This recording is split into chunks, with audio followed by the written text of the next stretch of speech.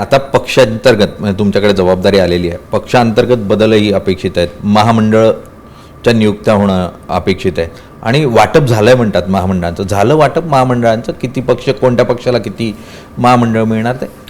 नाही, खरं तर या संदर्भातल्या जी महायुतीची एकत्र जे बैठका होत्या त्या बैठकीचा भाग म्हणजे मी कार्याध्यक्ष ज्यावेळेला होतो तेव्हापासून मी असं आता अध्यक्ष म्हणून मी सुद्धा आहे. महायुतीने त्या संदर्भातली एक टीम तयार केलेली आहे.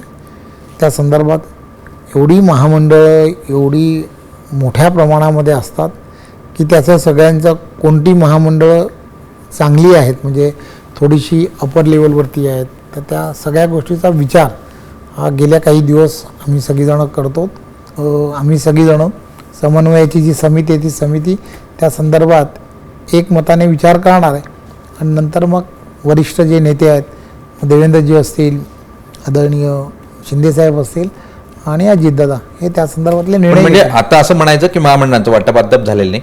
नाही, आत्ता तर मी म्हटलं आम्ही की त्याच्यामधल्या असणाऱ्या ज्या काय म्हणतो आम्ही त्याची विभागणी कशी करावी किंवा काय करावी या संदर्भातलं थोडंसं वर्किंग जे आहे ते वर्किंग आम्ही करतो आहे.